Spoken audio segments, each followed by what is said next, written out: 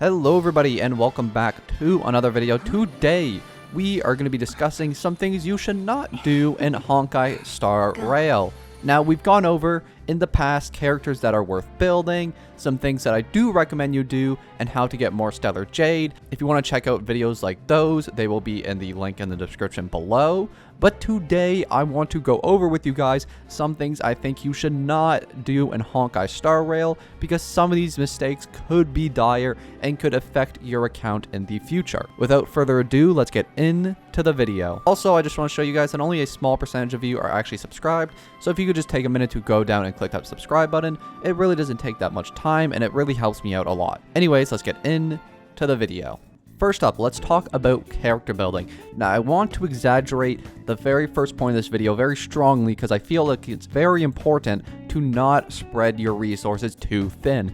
Now, I've made the grave mistake of leveling every single character to level 50, or at least 9 of them. I haven't done the other 7 or so, and I've spread my resources so thin that I'm running really low on EXP books and other things that I use to level up characters. Now, this is a grave mistake. You should not do this. Try to pick out 4 to 5 units, maybe a little more if you're doing trials, like the Forgotten Hall, for example, or the Simulated Universe, and try to pick out those characters that you like and build them. Now, there's lots of great options. You want to kind of diversify your team a little bit, so you're going to want to build at least one shielder, for example Gepard or March 7th. You're also going to want to build at least one healer, like Natasha is a really good one and probably going to be your best option unless you got Bailu. Another really important character to always build is going to be the Trailblazer. The Trailblazer is basically a must build. The game actually requires you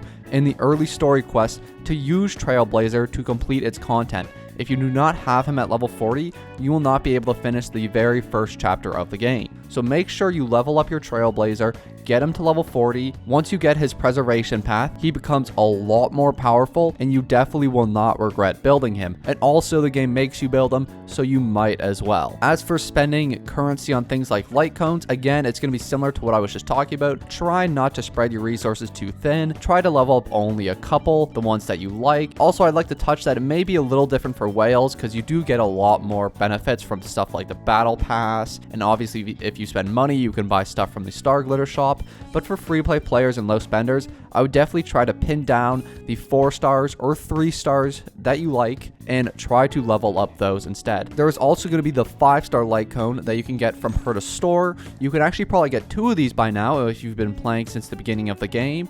And you're going to want to buy at least one of these and level that up for either your hunt character if you bought the cruising in the Stellar Sea. If you want your shielder to be a little bit better, you can get the preservation one. So you're going to want to make sure to pick up that 5-star as well. Traces, again, it's the same thing as the characters. Try to focus on 4 to 5 characters and focus on their traces as well. Do not spread your resources too thin. As you can see here, I've maxed out my traces for like characters like Sele, characters like Tingyun, who I couldn't even finish because I've built so many characters that I can't even finish all of these units that I want to build. Gepard is still missing a lot, and he's a really good unit. But because I built Gepard and Trailblazer, my resources were spread very thinly, so now I can only build like one of the 2. The next thing I want to touch on is Relic and how you should be upgrading the relics. Now, until you are Trailblazer level 40, you are not going to be even able to upgrade those gold relics or get them at all. There are some gold relics that you're able to get from the Simulated Universe,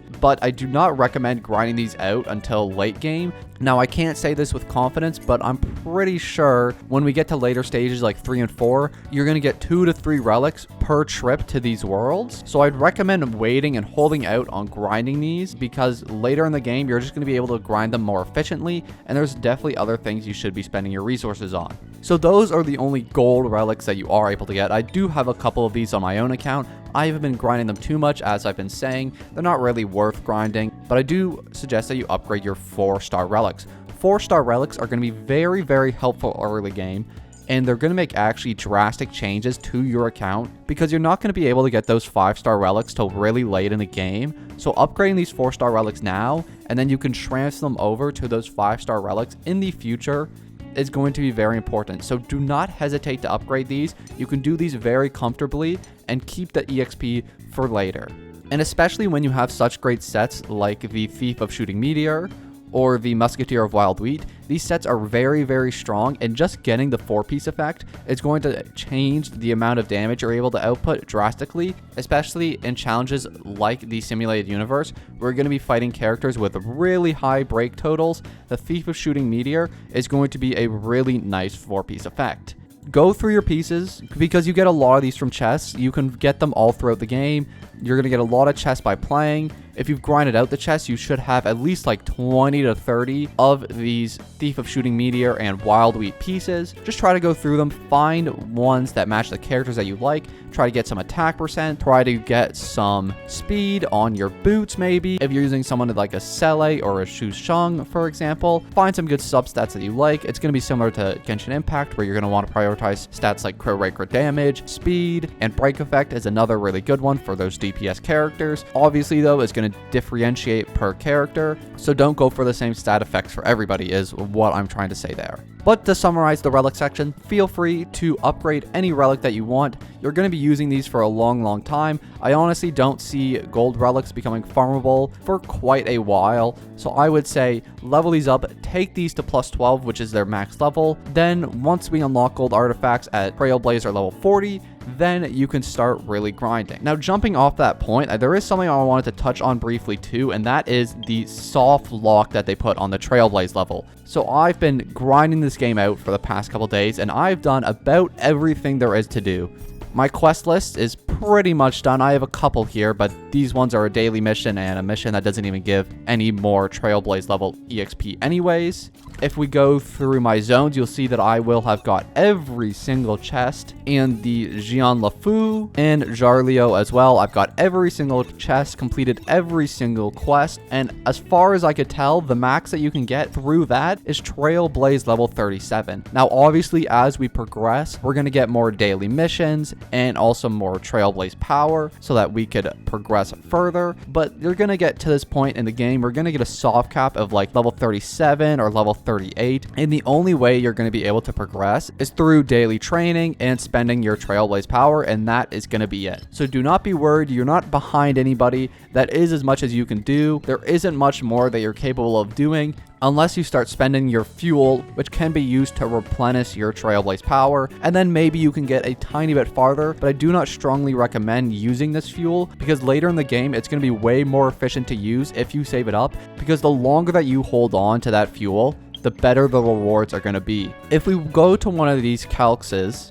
you'll see that I can only go to stage 3. Now, obviously, the rewards aren't going to be great at stage level 3, but once we start increasing our equilibrium level, we're going to get better and better rewards. At rank 5, we can start getting these 4-star versions, and at rank 6, we get probably more frequent 4 stars and 3 stars. So you're going to want to be saving your fuel for when you're capable of getting better rewards. Now, if you're really desperate for more content in the game and you just want to progress your Trailblaze level, you can do that, but it's really not the most efficient thing that you can do. I would strongly recommend holding on to this fuel until you're capable of getting better rewards. Even in things like the Stagnant Shadows, you're only going to get 1 to 2 of the boss drops.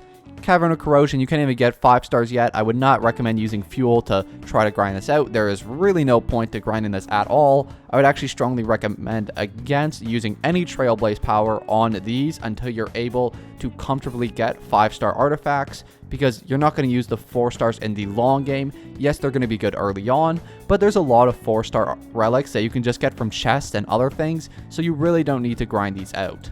And that is about everything I wanted to touch on with Trailblaze Power, fuel, and the soft level cap that they're going to kind of give you in the game. Do not worry too much about your progression. It's just going to happen. We're going to get more opportunities to progress that Trailblaze level as we progress through the game. Speaking on that, do not do what I did. Do not rush through the story, because the game becomes very, very boring once you finish all the quests. Now, that's not because there's no content or anything like that. It's just when you rush through story and you try to progress as fast as I did, you'll really just have nothing left to do in a day other than spend your Trailblaze Power and do your dailies. It is very, very similar to Genshin Impact in that sense, in that there's not much to do after you are done all the story missions. Try to take the story at your own pace, do it a little lightly. Do not rush through it. There is so much time and so much potential that this game has, so take it at your own pace. Now, the last thing that I want to touch on today is the whaling aspect of the game. Now, I just want to point out that there is almost no point to whaling in this game. I did it within the first 5 minutes of the game, and I already regret it because there was no point. They give you so many free-to-play Stellar Jades that there is nearly no point to whaling in my own personal opinion. Now, this obviously may become less and less as the game progresses. As you can see here, I already have 22 of these Star Rail special passes and 12,000 Stellar Jade that are all from free-to-play playing. Now, I've even seen some other free-to-play players be able to get this number up to like 27,000. I obviously have not got it that high because I spent some wishes on the Sele banner, but other than that, these wishes are almost entirely free to play. And we'll see here, that gives me a total of 78 special Star Rail passes. Now, that doesn't guarantee me the banner character, only having 90 wishes, but keep in mind that this banner is still up for 11 more days. That's 11 more days to collect these Stellar Jades. So I would not stress too hard about whaling on this game because I genuinely don't think there's much of a reason to. This game is extremely free-to-play friendly, giving you a total of 7 free-to-play units that are very viable in the story and in the game. I think that is a big problem that Genshin Impact had, was its free-to-play friendliness, as I did not feel like the units they gave you at the beginning of the game were honestly all that good. Kaya, Lisa, and the Traveler were all pretty niche, but in this game it's a lot different. Asta is a very strong unit, Dongheng is very strong, and the Trailblazer is one of the best characters in the game. Probably the best free-to-play unit you can get. Now, coming back to banners, I'd also like to state that you should never ever spend your Stellar Jade on the Stellar Warp. Now, I'm sure a lot of creators have reiterated this point, but I want to as well. There is no reason to ever spend any Stellar Jade on here. They really try to tempt you to spend on here with this guaranteed 5-star, but there is just no point. You're going to get those free-to-play wishes as you play through the game. You're going to get 5 a month from the shop, and then you're also going to get an additional 2 every single week from doing the simulated universe.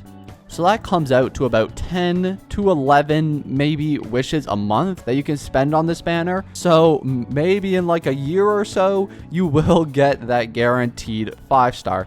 Now, is that a long time? Yes. You can opt to spend if you really want one of these characters, but I guarantee you a lot of the 7 here are gonna get outscaled in the future by characters that are gonna come on the limited banner, so I do not recommend spending any Stellar Jade on this banner, and just have a little bit of patience. Also, you have a chance of getting light cones, which are almost a complete waste of Stellar Jades. Light cones are not bad, but they're not as valuable as an individual character. And getting a light cone is probably going to ruin your whole day. And leading into that, you should also really never roll on these banners. They look nice, they have a pretty picture on them, but altogether, the 4 stars are good enough. You're not going to struggle with any of the content late game if you could not get these 5 stars. Your account should do just fine without them. You will be fine if you do not get these 5-star light cones. Plus, the 4 stars on the banner are not the best ones I've ever seen. They're not terrible. Post-op conversation can be good for Natasha. The mole's welcoming you is going to be good for Hook, obviously. And Good Night Sleep Well can maybe be good for Sampo. But other than that, I do not really see wishing on this banner ever being worth it.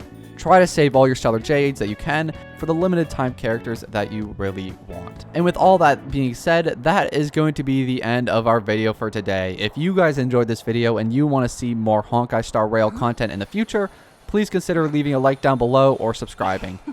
Anyways, guys, thank you so much for watching, and I'll see you all in the next one. Peace.